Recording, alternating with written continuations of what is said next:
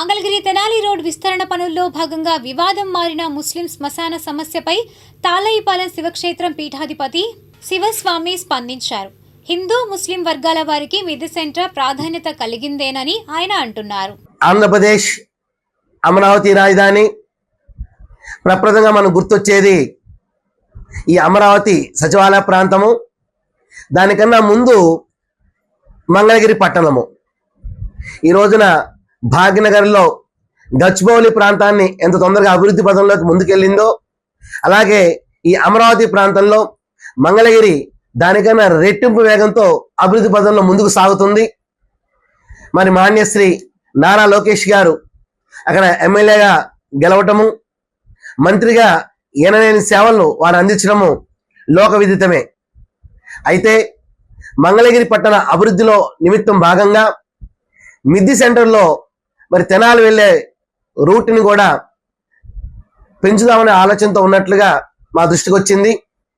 అయితే స్థానిక పెద్దల యొక్క ఆలోచన కొంచెం భిన్నంగా ఉంది. అదేమిటంటే అక్కడ సమాధుల మీద ఒక బ్రిడ్జి లాంటిది ఏర్పాటు చేసి దాని మీద రాకపోకలు సాగించాలని చెప్పేసి ఒక ఆలోచన చేస్తున్నట్టుగా కమిషనర్ గారు చెప్పినట్లుగా మనకు తెలియవస్తుంది.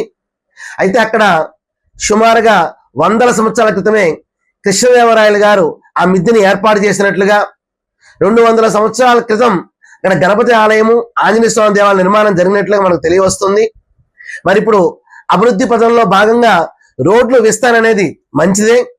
కాకపోతే ఇట్లా ఏదైతే కబరస్థాన్ ఆ మసీదుల మీద రోడ్డు వేస్తే గనక దాని మీద మరి హిందూ ధర్మంతో కూడిన శుభ కార్యక్రమాలు ఎలా చేసుకుంటాము, అలాగే అయ్యప్పలు దీక్షా ధారణ చేస్తుంటారు, ఆ సమాధుల మీద ఎలా నడుస్తారు, అలాగే గణపతి ఉత్సవాలు జరుగుతుంటాయి, ఆ గణపతి విగ్రహాలని ఆ సమాధుల పైనుంచి ఎలా తీసుకువెళ్తారు.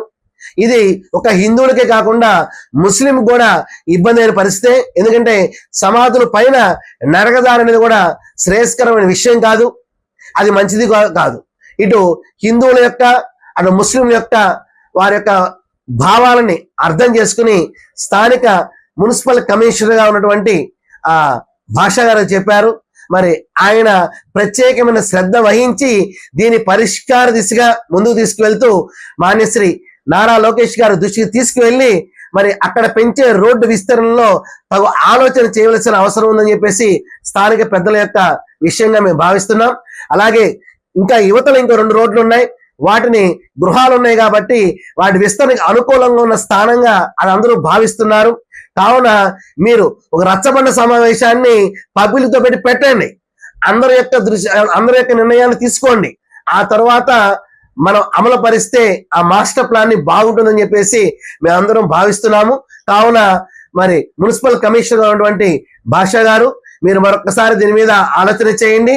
అలాగే మన ప్రభుత్వ పెద్దల దృష్టికి కూడా ఈ విషయాన్ని ప్రత్యేకమైన విషయంగా పరిగణలో తీసుకుంటూ ముందుకెళ్ళండి. ఎందుకంటే దుర్మార్గులు తాచు కూర్చున్నారు, ఎక్కడ అవకాశం దొరికితే వ్యతిరేకంగా ప్రచారం చేద్దాం ప్రభుత్వం మీద. అటువంటి దుర్మార్గులకు అవకాశం ఇవ్వకుండా సరైన నిర్ణయం మీరు తీసుకుంటారని మేము భావిస్తున్నాం.